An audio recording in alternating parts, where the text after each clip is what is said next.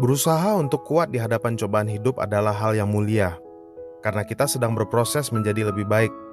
Terkadang cobaan yang kita hadapi mengharuskan kita menjadi lebih mandiri dan mencoba menyelesaikan berbagai hal dengan kekuatan kita sendiri. Hal ini adalah bagian dari proses bertumbuh, di mana kapasitas kita untuk berdikari akan meningkat. Namun demikian, ada saatnya kita secara objektif akan membutuhkan pertolongan orang lain.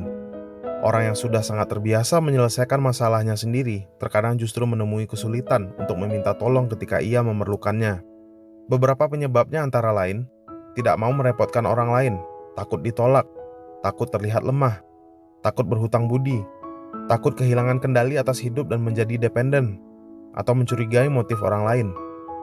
Jika kita mengamati beberapa alasan tadi, maka kita bisa melihat bahwa sebagian besar sumber keengganan kita untuk meminta pertolongan adalah ketakutan. Padahal mungkin banyak orang yang peduli pada Anda dan tidak merasa direpotkan, menolak atau melihat Anda lemah jika Anda meminta bantuan. Maka ketakutan ini adalah sesuatu yang baik untuk kita pertanyakan lebih dalam.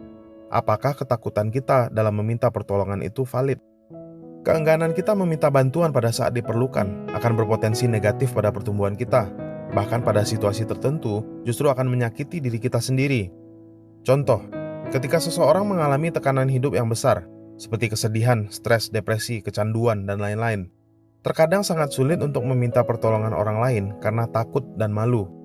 Padahal sangatlah normal bila ia merasa butuh untuk berbagi permasalahannya dengan orang lain. Perlu kita sadari bahwa kita sebagai manusia bisa bertahan hidup dan maju hingga saat ini karena kita adalah makhluk sosial yang saling membantu. Saling dalam konteks ini berarti kita tidak selalu harus menjadi pihak yang memberi. Ada tempat dan situasi di mana kita harus menjadi pihak penerima pertolongan. Tidak ada yang salah dengan menerima pertolongan dari orang lain, sehebat dan setinggi apapun status Anda saat ini. Maka dari itu, marilah kita mencoba untuk lebih terbuka dalam meminta pertolongan ketika kita benar-benar membutuhkannya. Roda hidup terus berputar. Suatu saat kitalah yang akan diminta tolong oleh orang lain.